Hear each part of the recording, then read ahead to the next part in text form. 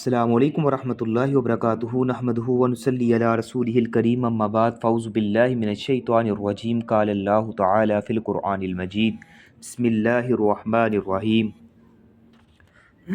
یا ایہا الذین آمنوا اتقوا اللہ حق تقاتہ ولا تموتن الا وانتم مسلمون وقال النبی صلی اللہ علیہ وسلم بلغوا انی ولو آیا او کما قال۔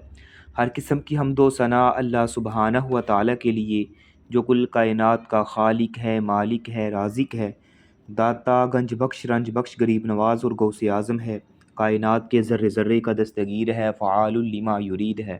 نحن اقرب الیہ من حبل الورید ہے، جس کی ذات صفات کمالات کے اندر کوئی بھی شریک نہیں، ازل سے اکیلا ہے، اب تک اکیلا رہے گا، اور کل قیامت کے دن اس اکیلے حکمراں کی حکمرانی ہوگی۔ انگنت لا تعداد درود و سلام سرور کائنات فخر موجودات سرکار دو عالم امام الانبیاء شمس الضحیٰ والی بطحا سرچشمہ رشد و ہدا منبع مہر و وفا میرے اور آپ کے پیر و مرشد جناب محمد رسول اللہ صلی اللہ علیہ وآلہ وسلم کی ذات اقدس پر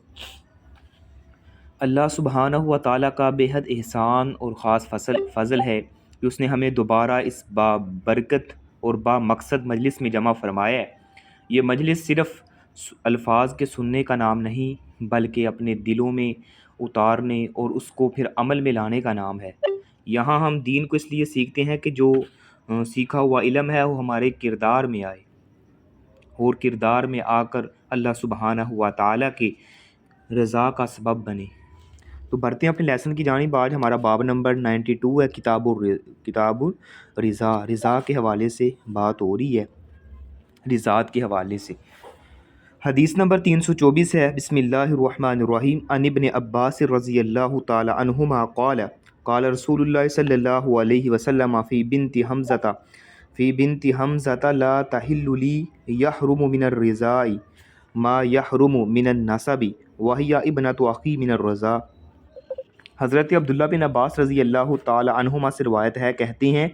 نبی علیہ الصلوۃ والسلام نے حضرت حمزہ کی بیٹی کے بارے میں ارشاد فرمایا کہ وہ میرے لیے حلال نہیں ہے، دودھ پینے سے وہ رشتے حرام ہو جاتے ہیں جو نسب سے حرام ہوتے ہیں، اور یہ میرے رضائی بھائی کی بیٹی ہے۔ تو اس حدیث کا مفہوم یہ ہے کہ دودھ پینے سے وہ رشتے حرام ہو جاتے ہیں جو نسب سے حرام ہوتے ہیں۔ تو حضرت حمزہ بن عبد المطلب رضی اللہ تعالی عنہ رسول اکرم صلی اللہ علیہ وسلم کے چچا تھے، رشتے میں یعنی چچا لگتے تھے، لیکن ابو لہب کی لونڈی صوبیہ کا دونوں نے ایک ساتھ دودھ پیا تھا، یعنی حضرت جو ہے حمزہ نے بھی پیا تھا اور اسی طرح نبی علیہ الصلوۃ والسلام نے بھی پیا تھا۔ تو اس لیے اس طرح یہ دونوں رضائی بھائی بن گئے، یعنی دودھ والے بھائی، دودھ شریک بھائی بن گئے۔ جب آپ کے سامنے رشتے کے لیے حمزہ بن عبد المطلب کی بیٹی کا نام لیا گیا تو آپ نے فرمایا یہ میرے لیے جائز نہیں ہے، کیونکہ یہ میری رضائی بھتیجی ہے جس سے میرا نکاح نہیں ہو سکتا، یعنی حضرت حمزہ کی بیٹی ہے، تو حضرت حمزہ اور میں نے یعنی ایک ہی لونڈی کا یعنی دودھ پیا تھا جو صوبیہ نامی تھی، تو اب حضرت حمزہ جو میرے چچا تھے وہ میرے دودھ شریک بھائی بھی ہیں، تو اب ان کی بیٹی سے میرا نکاح نہیں ہو سکتا کیونکہ وہ میرے رضائی یعنی بھائی بھی ہیں اور یہ میری رضائی بھتیجی بنتی ہے، تو اس لیے اس سے میرا نکاح نہیں ہو سکتا۔ تو دودھ پینے سے وہ رشتے حرام ہو جاتے ہیں جو نسب سے حرام ہوتے ہیں۔ تو کسی خاتون کا دودھ پینے والا بچہ اس کے اپنے حقیقی بچے کی مانند یعنی مانند جو ہے وہ یعنی مانا جائے گا۔ حدیث نمبر 325 ہے، عن عائشہ رضی اللہ تعالی عنہ قالت قال رسول اللہ صلی اللہ علیہ وسلم الرضاء یحرم ما یحرم من الولادۃ۔ حضرت عائشہ رضی اللہ تعالیٰ عنہ سے روایت ہے کہ نبی علیہ الصلوۃ والسلام نے ارشاد فرمایا جو رشتے پیدائش سے حرام ہوتے ہیں وہ رضائی دودھ پینے سے بھی حرام ہو جاتے ہیں۔ تو رضاعت سے وہ رشتے جو ہیں وہ حرام ہو جاتے ہیں جو ولادت سے یعنی حرام ہوتے ہیں۔ یعنی پہلے جو طور طریقہ تھا عرب ممالک کے اندر کہ بچوں کو جو ہے وہ یعنی دیہاتوں میں بھیجا جاتا اور وہ کسی جو ہے خاتون کا دودھ پیتے، اس طرح جو ہے وہ یعنی ان کو دوسری خواتین جو ہے وہ دودھ پلاتی تھی اور ان کی جو نشو و نما ہوتی تھی وہاں، جیسے نبی علیہ الصلوۃ والسلام کو جو حلیمہ سعدیہ نے جو ہے وہ دودھ پلایا، تو اس طرح وہ یعنی آپ کی جو ہے وہ رضائی ماں بھی ہے، اور شیمہ جو ہے وہ آپ کی رضائی بہن بھی یعنی تھی، اس لیے تاکہ وہ اس لیے یہ ایسا کیا جاتا تھا تاکہ لوگ بچے جو ہیں وہ باہر کی آب و ہوا لیں گے اور ان کے صحت کے لحاظ سے جو ہے وہ تر و تازہ اور اچھے جو ہیں وہ ماحول میں پرورش پائیں گے، اچھی ان کی جو ہے وہ نشو و نما ہوگی، اس لیے ان کو بھیجا جاتا تھا یعنی دوسرے علاقوں کے اندر،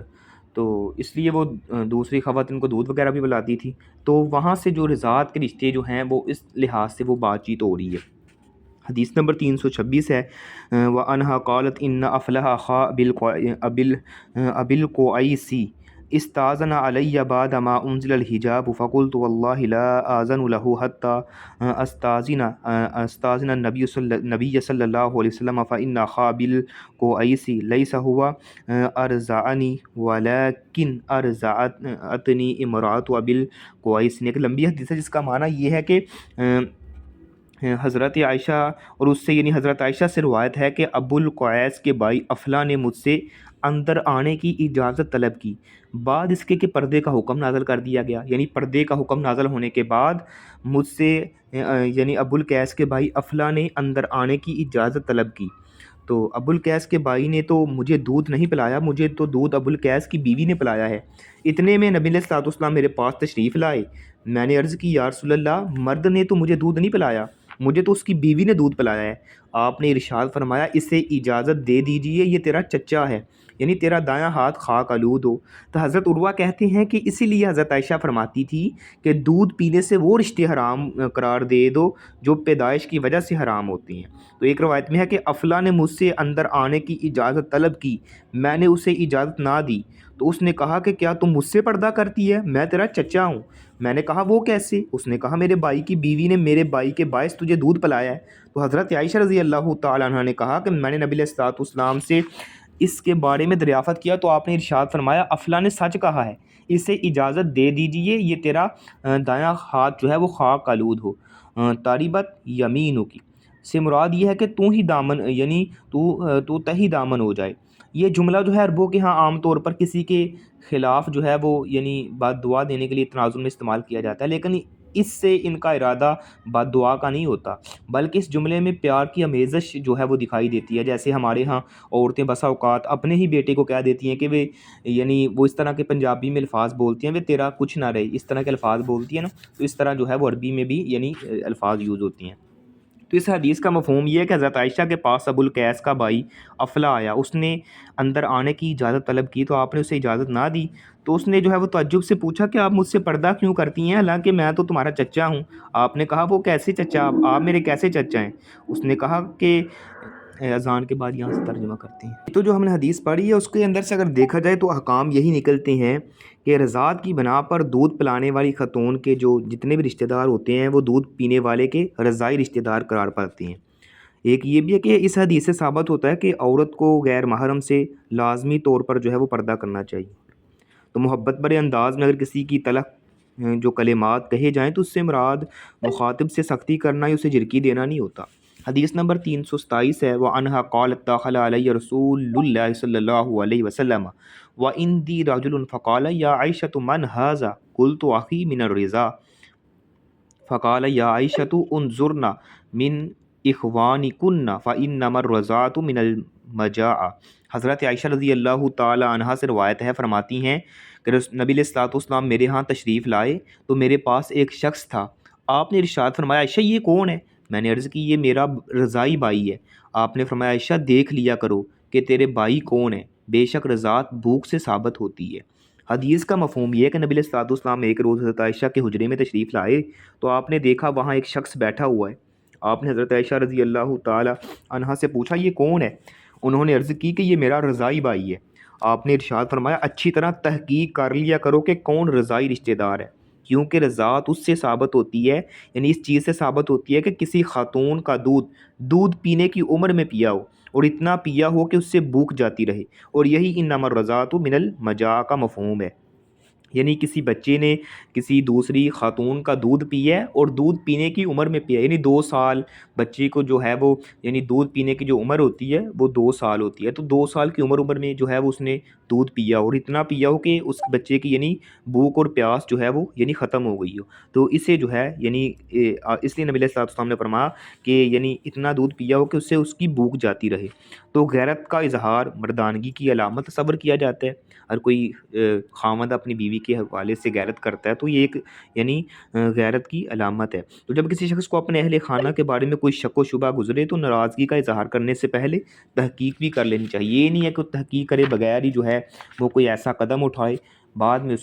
اسے جو ہے وہ پشیمانگی کا اور اس طرح جو ہے وہ یعنی انسلٹ کا سامنا کرنا پڑے۔ تو رضاعت کے درست ثابت ہونے پر محرم ہونے کی بنیاد رکھی جائے گی۔ حضرت علی رضی اللہ تعالیٰ عنہما، عبداللہ بن عباس، سعید بن مسیب، حسن البصری اور امام ظاہری رحمہ اللہ، قتادہ، امام اوزاعی، امام ثوری، امام مالک اور امام ابو حنیفہ کا موقف یہ ہے کہ دودھ تھوڑا پیا جائے یا زیادہ، بس دودھ پینے سے رضاعت ثابت ہو جاتی ہے، بشرطے کہ دودھ پینے کی عمر میں پیا جائے، اور یہ مدت ولادت جو ہے وہ یعنی ولادت سے لے کر 2 سال کی عمر تک ہے۔ تو اسی طرح امام ابو ثور، ابن منذر، امام داؤد کا موقف یہ ہے کہ 3 گھونٹ سے کم پینے سے جو ہے وہ حرمت ثابت نہیں ہوتی۔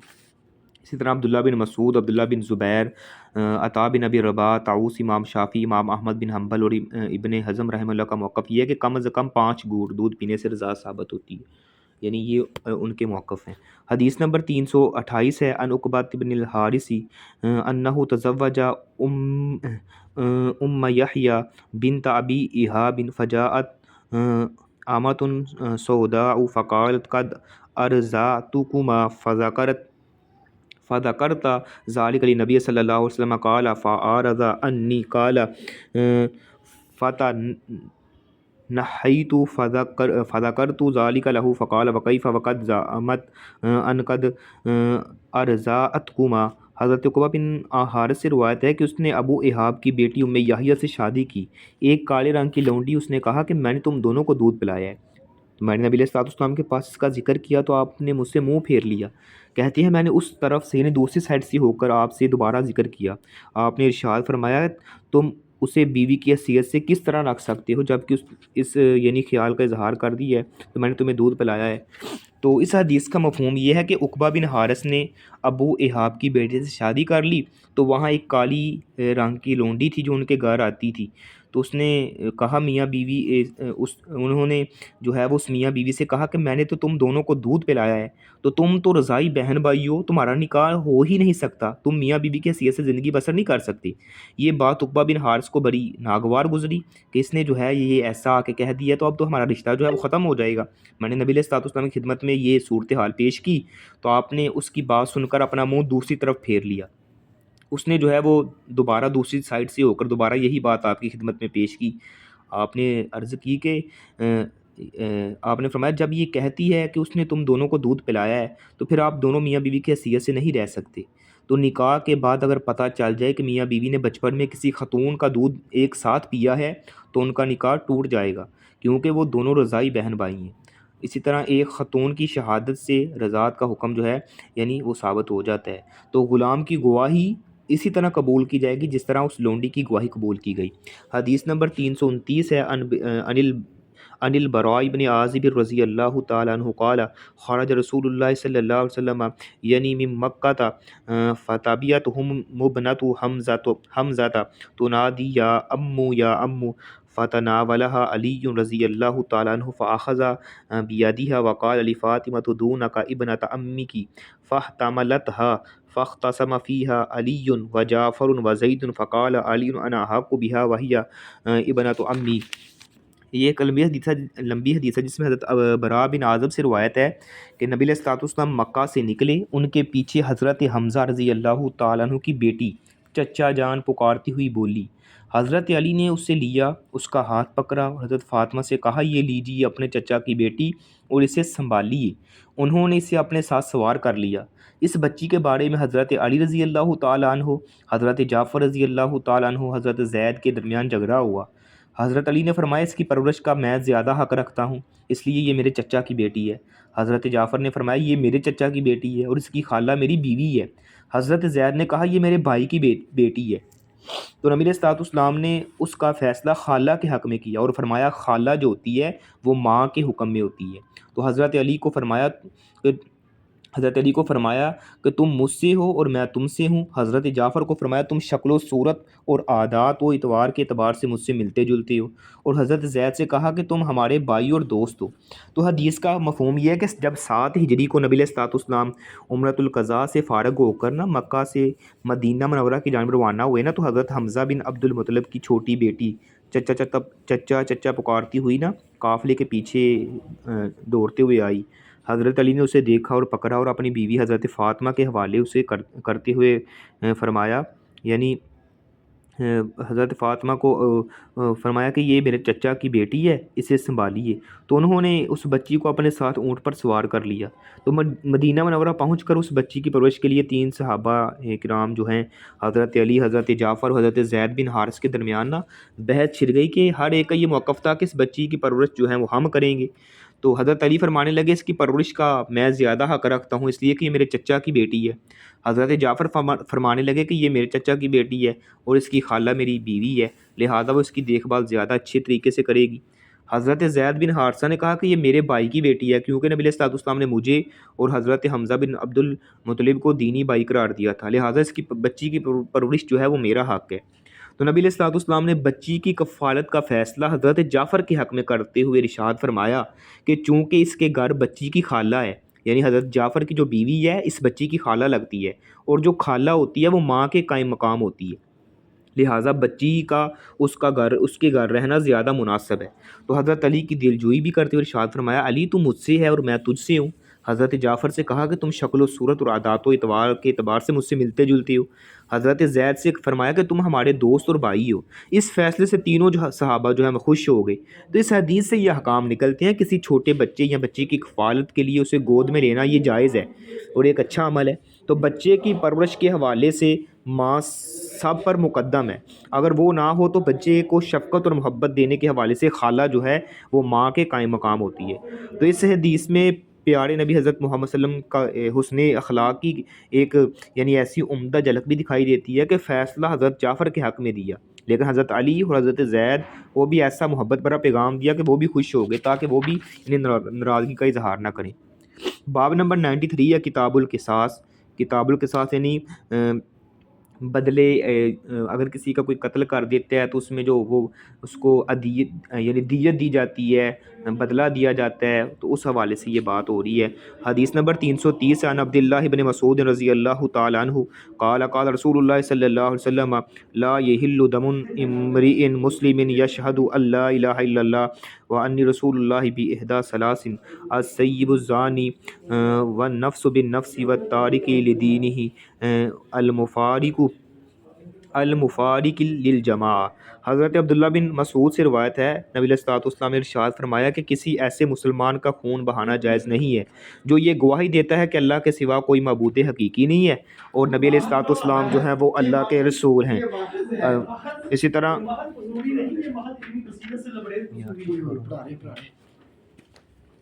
تو اس کے حدیث کے معنی یہ کہ حضرت عبداللہ بن مسعود سے روایت ہے کہ نبی علیہ الصلوۃ والسلام نے ارشاد فرمایا کہ کسی یعنی ایسے مسلمان کا خون بہانا جائز نہیں ہے جو یہ گواہی دے کہ اللہ کے سوا کوئی معبود حقیقی نہیں ہے اور محمد صلی اللہ علیہ وسلم اللہ کے سچے رسول ہیں، مگر وہ شخص جو شادی شدہ ہو کر گناہ کرتا ہے، بدکاری کرتا ہے، زنا کرتا ہے، تو جان کو جو ہے وہ جان کے بدلے، یعنی اس نے کسی کو ناحق قتل کیا ہو تو اس کو جو ہے وہ قتل کیا جا سکتا ہے، یا اپنے دین کا جو تارک یعنی مسلمان تھا اپنا دین چھوڑ کے مرتد ہو گیا ہے تو اسے بھی جو ہے وہ قتل کیا جا سکتا ہے، لیکن یہ کوئی معاشرے کا فرد نہیں کرے گا، یہ حکومت وقت کی ذمہ داری ہوتی ہے۔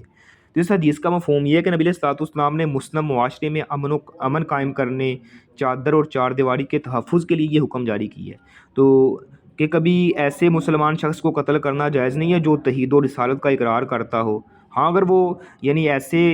جرائم میں ملوث ہے تو اسلامی حکومت سے اس جرم کی پاداش میں جو ہے وہ قتل کر دے گی، اور یہ قتل کرنا اس کا درست یعنی اقدام ہوگا۔ اور وہ 3 گھرونے جرم یہ ہیں کہ کوئی شخص شادی شدہ ہو کر گناہ کرتا ہے یعنی بدکاری کرتا ہے تو اسے جو ہے وہ یعنی سنسار کیا جائے گا، اور ایسے شخص کا مسلم معاشرے میں زندہ رہنا ٹھیک بھی نہیں ہے جو یعنی فساد کا باعث بنے۔ اور اسی طرح کوئی شخص اگر کسی مسلمان کو ناحق قتل کر دیتا ہے تو اس کے بدلے میں اسے قتل کر دیا جائے گا، بشرطے کہ مقتول کے وارث دیت معاف کرنے پر رضامند ہوں اور نہ وہ جو ہے قصاص پر آمادہ ہوں، تو حکومت ایسے مجرم کو قتل کر دے گی۔ اسی طرح تیسرا یہ ہے کہ کوئی شخص اسلام قبول کرنے کے بعد پھر مرتد ہو جاتا ہے، اس طرح وہ مسلم جماعت کو چھوڑ کر کسی بھی غیر مسلم جماعت میں شامل ہو جاتا ہے، تو اسلامی حکومت کے لیے ایسے شخص کو تحت ایک کر دینا جائز ہے۔ ایسے اشخاص کو صف ہستی سے مٹانے سے دین، معاشرے اور عزت و ناموس کو تحفظ حاصل ہوتا ہے۔ تو اس حدیث سے یہ حکام نکلتے ہیں، کسی بھی مسلمان خواہ وہ چھوٹا ہے یا بڑا ہے، تو ناحق قتل کرنا جو ہے وہ حرام ہے۔ بلکہ ایک حدیث میں آتا ہے، جس نے کسی ایک بندے کو قتل کیا اس نے پوری انسانیت کو قتل کی ہے، جس نے کسی ایک کی جان بچائی ہے تو اس نے سمجھے کہ وہ پوری انسانیت کی جان بچائی ہے۔ تو جو شخص توحید اور رسالت کا اقرار کرے اور اس کے تقاضوں کو پورا کرتا ہے تو وہ مسلمان ہے، اس کا خون، مال اور عزت محفوظ ہے، اسے اسلامی حکومتوں میں وہ تمام جو ہیں وہ حقوق حاصل ہیں جو مسلمان کو ملتی ہیں۔ تو کسی مسلمان کو ناحق قتل کرنا، شادی شدہ ہونے کے باوجود زنا کا ارتکاب کرنا یا اسلام سے منحرف ہو کر کفر کے اختیار کر لینا ایسے بڑے جرم ہیں کہ ان میں سے کسی ایک کے کرنے کی وجہ سے اس جرم کا ارتکاب کرنے والے کو قتل کر دیا جائے گا، اور یہ کام حکومت وقت جو ہے سارے انجام دے گی، نہ کہ کوئی معاشرے کا کوئی فرد۔ تو حدیث نمبر 331 ہے، عن عبداللہ بن مسعود رضی اللہ تعالی عنہ قال قال رسول اللہ صلی اللہ علیہ وسلم اول ما یقضی بین الناس یوم القیامت فی الدماء۔ حضرت عبداللہ بن مسعود فرماتے ہیں کہ نبی صلی اللہ علیہ وسلم نے ارشاد فرمایا کہ لوگوں کے درمیان قیامت کے دن سب سے پہلے فیصلہ خونوں کے بارے میں کیا جائے گا۔ تو حدیث کا مفہوم یہ ہے کہ قیامت کے دن اللہ سبحانہ و تعالیٰ مخلوقات کا حساب لیں گے اور پھر عدل و انصاف کے ساتھ ان کے بارے میں فیصلہ صادر فرمائیں گے کہ قیامت کے دن سب سے پہلے فیصلہ جو ہے وہ قتل و غارت کے حوالے سے ہوگا۔ تو قتل و غارت کے بارے میں فیصلے کو سب سے زیادہ اہمیت دی جائے گی۔ اسی طرح جو ہے وہ اس حدیث سے یہ حکام نکلتے ہیں، اس حدیث سے انسانی خون کی عظمت اور قدر و قیمت جو ہے واضح ہوتی ہے۔ اس حدیث میں سے قیامت کے دن حساب کتاب کا جو ہے وہ ثبوت ملتا ہے کہ اللہ تعالیٰ جو ہے قیامت کے دن جو ہے وہ لوگوں سے حساب و کتاب بھی لے گا۔ اسی طرح یہ بھی پوائنٹ نکلتا ہے کہ قیامت کے دن حقوق العباد میں سب سے پہلے فیصلہ جو ہے وہ قتل و غارت کے بارے میں کیا جائے گا، اور حقوق اللہ میں سب سے پہلے فیصلہ جو ہے وہ نماز کے بارے میں ہوگا۔ حقوق اللہ میں سب سے پہلا فیصلہ نماز کے بارے میں ہوگا، حقوق العباد میں جو ہے وہ سب سے پہلے جو ہے فیصلہ جو ہے وہ اللہ سبحانہ و تعالیٰ قتل و غارت کے بارے میں کرے گا۔ اس حدیث کو پیش نظر رکھتے ہوئے دنیاوی عدالتوں کو بھی پہلے قتل و غارت کے کیس جو ہیں ان کو نپٹانے کی کوشش کرنی چاہیے۔ حدیث نمبر 332 ہے، عن سہل بن ابی حثمۃ رضی اللہ تعالیٰ عنہ قال انطلق عبداللہ بن سہل ومحیصۃ بن مسعود الی خیبر وہی یومئذ صلح فتفرقا فعطا محیصۃ الی عبداللہ بن سہل۔ ایک لمبی حدیث ہے جس کا ہم ترجمہ کر لیتے ہیں کہ حضرت سہل بن ابی حثمہ سے روایت ہے کہ عبداللہ بن سہل اور محیصہ بن مسعود خیبر گئے، اور ان دنوں جو ہے وہ صلح کا زمانہ تھا، محنت مزدوری کی خاطر دونوں جو ہیں وہ الگ الگ جو ہیں ہو گئے۔ تو محیصہ عبداللہ بن سہل کے پاس آئے، کیا دیکھا کہ وہ اپنے خون میں خون میں جو ہیں وہ خون کے اندر ان کے لباس کے خون جو ہے وہ شامل ہے، تو اس نے اسے جو ہے وہ دفن کیا، پھر وہ مدینے چلا آیا۔ تو عبد الرحمن بن سہل اور مسعود کے بیٹے محیصہ نبی علیہ الصلوۃ والسلام کے پاس آئے، عبد الرحمن سے بات کرنے لگا تو نبی علیہ الصلوۃ والسلام نے فرمایا بڑے کو پہلے بات کرنے دو، وہ چھوٹے تھے عمر میں، تو آپ نے فرمایا پہلے جو ہے وہ جو بڑی عمر کے ہیں ان کو بات کرنے دو۔ تو وہ قوم میں نو عمر تھے، ابھی چھوٹے تھے، تو وہ پھر خاموش ہو گئے۔ تو پھر دونوں بھائیوں نے بات کی اور صورتحال سے نبی علیہ الصلوۃ والسلام کو آگاہ کیا۔ آپ نے فرمایا کیا تم قسم کھاؤ گے اور اس طرح اپنے ساتھی کے خون بہا کے طلبگار ہوگے؟ انہوں نے کہا ہاں ہم قسم کھائیں گے، جبکہ ہم نہ موقع پر حاضر تھے اور نہ ہی ہم نے اس کو جو ہے وہ دیکھا ہے۔ تو آپ نے فرمایا پھر یہودی 50 قسمیں کھا کر بری ہو جائیں گے۔ انہوں نے کہا ہم تو کافروں کی قسم کا کیسے اعتبار کر سکتے ہیں؟ تو نبی علیہ الصلوۃ والسلام نے اس کی دیت اپنی طرف سے ادا کر دی۔ حماد بن زید کی روایت میں ہے کہ نبی علیہ الصلوۃ والسلام نے فرمایا تم سے 50 آدمی کسی شخص کا نام لے کر قسم کھائیں تو وہ ہتھ کری کے ساتھ ہمارے حوالے کر دیا جائے گا۔ انہوں نے کہا یہ ایک ایسا معاملہ ہے وہاں ہم موجود نہیں تھے تو ہم کیسے قسم کھا لیں؟ آپ نے فرمایا پھر ان کے 50 قسم اٹھائیں تو وہ پھر بری ہو جائیں گے۔ انہوں نے کہا یا رسول اللہ وہ کافر قوم ہے۔ تو سعد بن عبید کی روایت میں ہے کہ نبی علیہ السلام نے اسے ناپسند سمجھا کہ اس کا خون رائگا جائے، اس لیے صدقے کے اونٹوں سے 100 اونٹ جو ہیں وہ دے کر اس کی دیت جو ہے وہ آپ نے ادا کر دیا۔ آپ نے اپنی طرف سے جو ہے وہ یعنی بیت المال سے 100 اونٹ دے کر اس یعنی خون کی اس کی دیت جو ہے وہ ادا کر دی۔ تو اسی حدیث سے یہ احکام نکلتے ہیں کہ یہ حدیث جو ہے وہ قسامہ کے مسئلے میں بطور دلیل پیش کی جاتی ہے۔ قسامہ کا مطلب یہ ہوتا ہے کہ ثبوت نہ ہونے کی صورت میں دعویٰ کرنے والے سے 50 بار قسم لی جاتی ہے، تو وہ اگر قسم نہیں کھاتا تو جس پر دعویٰ کیا جاتا ہے اس سے قسم لے کر اسے جو ہے وہ بری کر دیا جاتا ہے، یعنی قسامہ یعنی قسم لے کر۔ تو مقتول کے ورثاء اگر یہ دعویٰ کرتے ہیں کہ فلاں شخص قاتل ہے لیکن ان کے پاس قتل کی کوئی دلیل یا ثبوت نہیں ہوتا، تو قاضی جو ہے وہ مدعا علیہ سے حلف لے کر اگر وہ 50 مرتبہ حلف اٹھا لے میں نے قتل نہیں کیا تو اسے بری کر دیا جائے گا۔ تو اگر کوئی ایسا مقتول ہو اس کا قاتل نامعلوم ہو لیکن مقتول کے ورثاء کسی شخص پر قتل کرنے کا یعنی ویسے ان کو یعنی ڈاؤٹ ہوتا ہے کہ ہو سکتا ہے فلاں نے قتل کیا ہو اور وہ اس کے خلاف قتل کا دعویٰ کر دیتے ہیں، تو قاضی جو ہوتا ہے وہ 50 افراد سے اس دعوے پر قسم لے گا۔ اگر 50 افراد ایک ساتھ قسم اٹھا لیتے ہیں کہ یہی شخص قاتل ہے تو 50 افراد کی قسم جو ہے وہ دلیل تصور کر لی جائے گی۔ اگر قتل کا الزام جو ہے وہ غیر مسلموں پر لگایا جاتا ہے اور وہ 50 مرتبہ قسم کھا لیتے ہیں کہ نہ انہوں نے قتل کیا ہے اور نہ ہی قاتل کو جانتے ہیں، تو انہیں اس الزام سے بری کر دیا جائے گا۔ تو مجلس میں بات کرنے کا زیادہ جو حق ہوتا ہے، ایک یہ پوائنٹ نکلتا ہے کہ وہ یعنی جو زیادہ عمر والے ہیں ان کو جو ہے وہ یعنی پہلے موقع دیا جائے گا، ان کو ترجیح دی جائے گی۔ حدیث نمبر 333 ہے عن انس بن مالک رضی اللہ تعالیٰ عنہ ان جاریۃ وجد راسها مرزوزا بین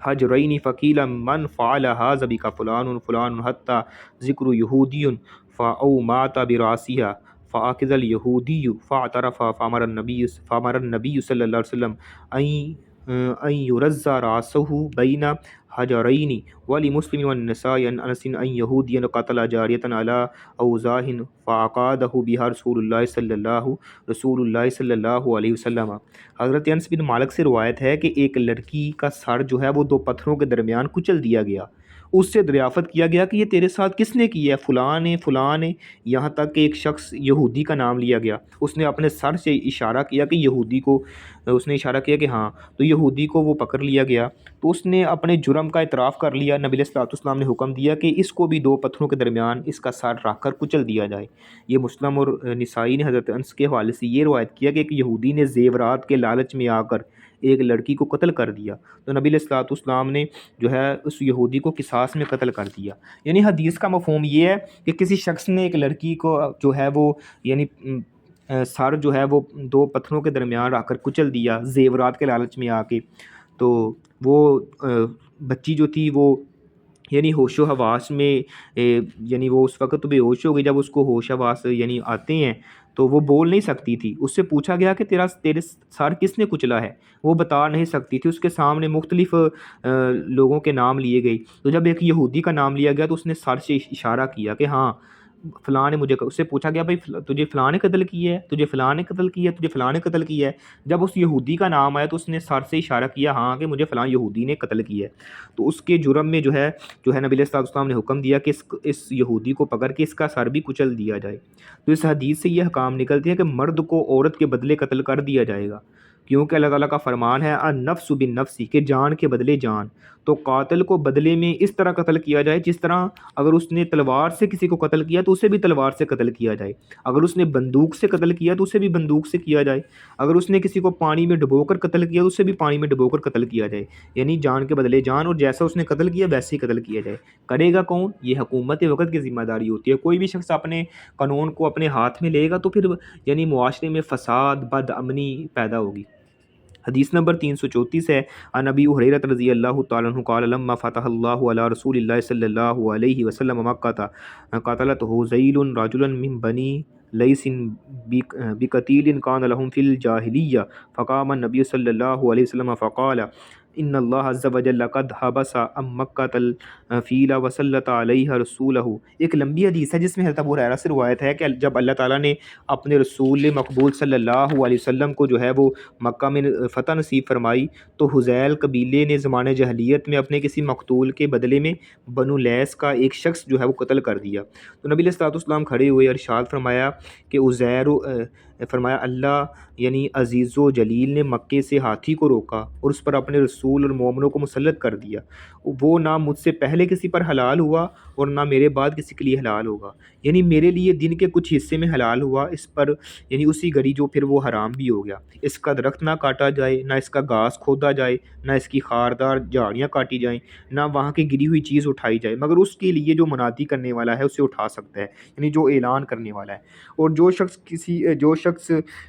جس شخص کو کوئی یعنی قتل کر دیا جائے تو ان کو دو باتوں میں سے ایک کا اختیار ہے، قاتل کو یا قتل کیا جائے یا اس سے جو ہے وہ خون بہا یعنی لے لیا جائے، اس سے بدلہ لے لیا، دیت لے لی جائے. تو یمن کے باشندوں میں سے ایک شخص کرا، وہ اس نے کہا یا رسول اللہ میرے لیے لکھ دیجیے. آپ نے فرمایا کہ ابو شاہ کے لیے لکھ دیجیے. حضرت عباس کھڑے اور کہا یا رسول اللہ خاص کی اجازت دے دیں، اسے ہم اپنے گھروں اور قبروں میں استعمال کرتے ہیں، یہ ایک گھاس ہے. آپ نے ارشاد فرمایا اس کی اجازت ہے. تو حدیث کا مفہوم یہ کہ فتح مکہ کے موقع پر قبیل بنو حذیل نے قبیلہ بنو لیس کے ایک آدمی کو قتل کر دیا تھا. یہ قتل انہوں نے اس لیے کیا تھا کہ زمانۂ جاہلیت میں انہوں نے ان کا ایک آدمی مارا تھا. تو یہ خبر سنتے ہی نبی علیہ الصلوۃ والسلام نے ارشاد فرمایا کہ مکہ وہ عظیم الشان مقام ہے جہاں اللہ سبحانہ و تعالیٰ نے ابرا کے ہاتھیوں کو حملہ آور ہونے سے روک دیا، انہیں مکہ معظمہ میں داخل ہونے سے پہلے ہی ابابیل کے ذریعے جو ہے وہ بسم کر دیا، یعنی ان کو تباہ و برباد کر دیا. تو اللہ تعالیٰ کا یہ کتنا بڑا کرم ہے کہ اس نے اپنے رسول اور اس کے ساتھ اہل ایمان کو یہاں غلبہ عطا کی ہے. یہاں کچھ دیر کے لیے مجھے جو ہے وہ لڑائی کرنے کی اجازت دے دی گئی، پھر یہ اجازت ختم ہو گئی ہے. تو یہ جگہ حرم ہے، یہاں نہ کسی کو جو ہے وہ درخت کاٹنے کی اجازت ہے، نہ یہاں سے گھاس کھوڑنے کی اجازت ہے، نہ یہاں کوئی خاردار جھاڑی جو ہے وہ کاٹی جا سکتی ہے، اور نہ ہی حدود حرم میں کوئی گری ہوئی چیز جو ہے وہ اٹھائی جا سکتی ہے. صرف وہی شخص اٹھا سکتا ہے جو اعلان کرے اس کا تاکہ لوگوں اس کے مالک تک پہنچ جائے، اس لیے وہ چیز اٹھائے. تو نبی علیہ الصلوۃ والسلام کی یہ باتیں سن کر نا ایک یمنی بشندہ ایک یمن کے رہنے والا وہ کھڑا ہوا، اس نے عرض کی یا رسول اللہ یہ پیاری باتیں میرے لیے لکھ دیجیے. آپ نے صحابہ سے حکم دیا کہ اسے جو ہے وہ لکھ کر دے دو. حضرت عباس فرمانے لگے یا رسول اللہ خوشبودار جو گھاس ہے نا اس کو کھودنے کی اجازت دے دیجیے، کیونکہ یہ گھاس ہم اپنے گھروں اور قبروں میں استعمال کرتے ہیں. تو آپ نے حدود حرم سے خوشبودار گھاس کھودنے کی اجازت دے دی. یعنی ہم جب چھت وغیرہ ڈالتے ہیں تو اس میں یعنی اس چھت کے اوپر ڈال لیتے ہیں، اس طرح قبروں کے اندر اس کو استعمال کر لیتے ہیں. تو آپ نے فرمایا اس کی اجازت ہے. تو اس حدیث سے یہ حکام نکلتے ہیں کہ مکہ قابل احترام جگہ ہے، کسی کے لیے جائز نہیں ہے کہ وہ یہاں سے کوئی درخت کاٹے اور نہ کسی خاردار جھاڑی کو کاٹے. اس حکم سے وہ سبزیاں وغیرہ مستثنیٰ ہیں جو لوگ اپنی ضروریت کے لیے بوتے ہیں. اس طرح حدود حرم میں چوپاؤں کا چرنا یا وہاں سے خوشبودار گھاس حاصل کرنا یہ بھی جائز ہے. حدود حرم میں گری ہوئی چیز وہی اٹھا سکتا ہے جو اس کا اعلان کرے، یعنی اس کے اصل مالک تک پہنچانے کا ارادہ رکھتا ہو. تو یاد رکھنے کے لیے کسی علمی بات کو لکھنا زیادہ مناسب طریقہ ہوتا ہے. یعنی اس ایک صحابی نے کہا کہ مجھے لکھ کر دے دیجیے، آپ نے فرمایا اس کو لکھ کر دے دیجیے. تو مقتول کے وارث چاہیں تو قاتل کو معاف کر دیں، چاہے اس سے دیت وصول کر لیں، چاہے تو قصاص لے لیں. تو یہ تینوں اختیارات شرعاً انہیں حاصل ہوتے ہیں. حدیث نمبر 335 ہے. یہ ایک دو حدیث سے میں چاہتا تھا کہ اس باب کو ختم کر لیا جائے. تو انشاءاللہ ٹائم تو ویسے ہو گیا، اوپر ہی ہو گیا، تو معذرت. ان عمر بن الخطاب رضی اللہ تعالیٰ عنہ انہ استشار الناس فی املاس المرء فقال المغیرۃ بن شعبۃ رضی اللہ تعالیٰ عنہ شہدت النبی صلی اللہ علیہ وسلم قضا فیہ بغرۃ عبد او امۃ فقال لا تأتین بمن یشہد معک فشہد معہ محمد بن مسلمہ. حضرت عمر بن خطاب سے روایت ہے کہ انہوں نے عورت کے پیٹ میں مردہ بچے کے بارے میں مشورہ کیا. حضرت مغیرہ بن شعبہ نے فرمایا کہ نبی علیہ الصلوۃ والسلام کے پاس میں موجود تھا کہ آپ نے اس بچے کے بدلے ایک غلام یا لونڈی دینے کا فیصلہ صادر کیا ہے. حضرت عمر نے فرمایا تم ایک اور شخص لاؤ جو تمہارے ساتھ گواہی دے. تو محمد بن مسلمہ نے اس کے ساتھ جو ہے وہ گواہی دی. تو حدیث کا مفہوم یہ ہے کہ حضرت عمر بن خطاب نے ایسے بچے کے بارے میں صحابہ کرام سے مشورہ کیا جس سے کوئی عورت اپنا جرم چھپانے کے لیے اپنا حمل ساقط یعنی کرا دیتی ہے، مس کیرج کروا دیتی ہے۔ تو حضرت مغیرہ بن شعبہ رضی اللہ تعالیٰ عنہ فرماتے ہیں کہ میری موجودگی میں نبی علیہ الصلوۃ والسلام نے ایسے بچے کے بارے میں یہ فیصلہ صادر فرمایا تھا کہ اس کے بدلے ایک غلام یا لونڈی آزاد کرنا ہوگی۔ امیر المومنین حضرت عمر بن خطاب چونکہ شرعی حکام کے نفاذ کے سلسلے میں بڑے ہی محتاط انداز جو ہے وہ بڑا محتاط رہتے تھے اور بڑا محتاط انداز اختیار کرتے تھے، مکمل تحقیقات کے بعد آپ حکم کو جو ہے وہ نافذ کرتے تھے حضرت عمر بن خطاب۔ اس لیے آپ نے حضرت مغیرہ بن شعبہ سے کہا کہ آپ اس مسئلے کی تائید کے لیے ایک اور ساتھی، ایک اور گواہ لے کے آؤ کہ یہ نبی پاک نے یہ بات کہی تھی۔ اس نے جو ہے وہ ایک اور شخص یعنی محمد بن مسلمہ کو لے کر آئے، انہوں نے بھی گواہی دی کہ ہاں ایسے ہی نبی علیہ السلام نے کہا تھا۔ تو جرم چھپانے کی خاطر اگر کوئی عورت اپنا جو ہے وہ ساقط یعنی حمل جو ہے وہ ساقط کروا دیتی ہے اور وہ بچہ مردہ پیدا ہوتا ہے تو اس کی دیت ایک غلام یا لونڈی جو ہے وہ آزاد کرنا ہے۔ اگر بچہ زندہ ہے یعنی زندہ پیدا ہوتا ہے اور وہ عورت اسے خود مار دیتی ہے تو اس کی کامل دیت ادا کرنا پڑے گی، یعنی کامل جو ہے وہ دیت ادا کرنا پڑے گی۔ کامل دیت کتنی ہوتی ہے؟ یعنی 100 اونٹ ہوتا ہے۔ تو اسی طرح ایک یہ پوائنٹ نکلتا ہے کہ اہل علم و دانش سے مشورہ لینا مستحب عمل ہے۔ اسی طرح ایک یہ نکلتا ہے کہ نص اگر ثابت ہو جائے تو پھر اجتہاد کی ضرورت نہیں رہتی، اگر یعنی واضح دلائل مل جائیں تو پھر اجتہاد کی ضرورت نہیں رہتی۔ یعنی یہ حدیث سے پوائنٹ نکلتا ہے کہ اگر کوئی خاتون ہے وہ اپنا گناہ چھپانے کے لیے اپنے حمل کو ساقط کر دیتی ہے تو اسے جو ہے وہ ایک غلام یا لونڈی جو ہے وہ آزاد کرنا ہوگی۔ اگر وہ بچے کو پیدا ہونے کے بعد مارتی ہے یعنی زندہ بچہ پیدا پھر مارتی ہے تو پھر اس کو اس کے دیت دینی ہوگی۔ حدیث نمبر 336 ہے، عن ابی ہریرہ رضی اللہ تعالیٰ عنہ ایک تطلت امراتان من حزیل فرمت احداہما الاخری بحجر فقتلتها وما في بطنها فاختصموا الى النبي صلی اللہ علیہ وسلم فقضى النبي صلی اللہ علیہ وسلم ان دیة جنینها غرۃ عبد او ولیدۃ وقضى بدیة المرء على عاقلتها۔ یہ ایک لمبی حدیث ہے جس کا حضرت ابو ہریرہ فرماتے ہیں کہ قبیلہ حذیل کی 2 عورتیں جو ہیں وہ آپس میں یعنی جھگڑ پڑتی ہیں، لڑ پڑتی ہیں، تو ایک نے دوسری کو پتھر مارا تو اس سے اور اس کے پیٹ میں موجود جو بچہ ہے وہ یعنی وہ اس کو قتل کر دیا۔ تو وہ جھگڑتے ہوئے نبی علیہ الصلوۃ والسلام کی خدمت میں پیش ہوئے۔ آپ نے فیصلہ کیا کہ پیٹ کے بچے کی دیت ایک غلام یا لونڈی ہے، اور جو مقتولہ عورت کی دیت ہے اس کا فیصلہ قاتلہ کے اسبہ پر کیا جاتا ہے، یعنی وہ یعنی کیا دے سکتے ہیں۔ جب وہ مری تو اس کا وارث اس کی اولاد اور ان کے ساتھ دیگر مستحقین کو بنایا۔ تو حمل بن نابغہ حضلی کھڑا ہوا، ایک یعنی شخص کا نام ہے، اس نے کہا یا رسول اللہ میں ایسے بچے کا تاوان کیسے ادا کروں جس بچے نے نہ کچھ پیا ہے، نہ کھایا ہے، نہ ہی وہ بولا ہے، اور نہ ہی اس نے کوئی چیخ وغیرہ ماری ہے، اس طرح کا خون تو رائے گا جائے گا، یعنی اس کی تو دیت ہوئے گی نہیں۔ تو آپ نے فرمایا یہ کہنوں یعنی نجومیوں کا بھائی ہے جس نے مسجع مقفع جملوں سے کام لیا، یعنی چرب زبانی سے کام لیا۔ تو حدیث کا مفہوم یہ ہے کہ قبیلہ حذیل کی 2 عورتیں جو ہیں وہ آپس میں لڑ پڑیں، ان میں سے ایک نے زمین سے ایک ڈورا پکڑا اور دوسری عورت کو دے مارا، جس سے وہ اور اس کے پیٹ میں موجود جو بچہ تھا وہ مر گئے۔ یہ مقدمہ نبی علیہ الصلوۃ والسلام کی خدمت میں پیش ہوتا ہے۔ آپ علیہ الصلوۃ والسلام نے فرمایا کہ بچے کی دیت جو ہے وہ ایک غلام یا لونڈی کو یعنی آزاد کرنا ہے، جس کی ادائیگی جو ہے وہ قاتلہ پر لازم ہوگی، یعنی قتل کرنے والے پر لازم ہوگی۔ اور مقتولہ جو ہے یعنی عورت کی دیت کا فیصلہ کرتے ہوئے آپ نے ارشاد فرمایا یعنی وہ خاتون بھی فوت ہو گئی تھی، یعنی اس کے پیٹ میں جو بچہ تھا وہ بھی یعنی فوت ہو گیا، تو جو بچہ تھا اس کے بارے میں تو آپ نے فرمایا ایک غلام یا لونڈی کو آزاد کرنا ہے۔ اور جو مقتولہ عورت کی دیت کا فیصلہ کرتے ہوئے آپ نے فرمایا کہ چونکہ یہ قتل عمد نہیں ہے، یعنی اس نے جان بوجھ کے اس کو قتل نہیں کیا بلکہ شبہ عمد ہے، یعنی قتل اس نے اس نیت سے وہ روڑا نہیں مارا تھا یہ یعنی قتل ہو جائے یہ مر جائے، ویسے اس نے مارا تھا تو وہ قتل ہو گئی یعنی وہ فوت ہو گئی، لہٰذا اس کی دیت جو ہے وہ قاتلہ عورت کے ورثاء ادا کریں گے، یعنی اس کے جس نے قتل کیا اس کے ورثاء رشتہ دار ادا کریں گے۔ یہ فیصلہ سنتے ہی حمل بن نابغہ قاتلہ کا والد جو ہے وہ پکار اٹھا یا رسول اللہ جس بچے نے جنم نہیں لیا اس نے اس دنیا میں کچھ کھایا پیا نہیں ہے اور نہ ہی اس نے کوئی سانس لی ہے، بھلا اس کی دیت کا تاوان میں کیسے ادا کروں، یعنی میں کیسے اس کا جو ہے وہ یعنی جیسے سمجھیں کہ میں کیسے اس کا یعنی وہ جرمانہ ادا کروں۔ آپ نے فرمایا دیکھو یہ کسی نجومی کا بھائی لگتا ہے جو اپنی چرب زبانی سے اپنے آپ کو بچانا چاہتا ہے۔ ایسے ہی بطونی لوگ جو ہیں وہ باطل طریقے سے دوسروں کا مال ہڑپ کرتے ہیں، یعنی ایسی چرب زبانی کے ایسے لوگوں کا مال کھاتے ہیں۔ تو اس حدیث سے یہ احکام نکلتے ہیں کہ ایسا قتل جس میں یہ ثابت ہو جائے کہ قاتل کا ارادہ قتل کا نہیں تھا، اسے قتل جو ہے وہ شبہ العمد کہتے ہیں، یعنی شبہ عمد میں دیت تو ادا کرنا ہوگی، اس میں قصاص کا حکم نافذ نہیں ہوگا۔ تو قتل شبہ عمد یا قتل خطا کی دیت قاتل کی قریبی یا دور کے رشتہ دار ادا کریں گے۔ یہ حکم صرف باہمی مدد اور بھائی چارے کی بنا پر عائد کیا گیا ہے۔ تو جرم کو چھپانے کی خاطر اگر بچے کا حمل ساقط کرا دیا جائے، اگر وہ مردہ ساقط ہو، تو اس کی دیت جو ہے وہ قاتل یا قاتلہ کو ایک غلام یا لونڈی کی صورت میں ادا کرنا ہوگی۔ فقہاء نے اس کی مقدار جو ہے وہ 5 اونٹ مقرر کی ہے۔ اگر بچہ زندہ ساقط ہو اور بعد میں اسے مار دیا جائے تو اس کی مکمل دیت یعنی 100 اونٹ ادا کرنا ہوگی۔ حدیث نمبر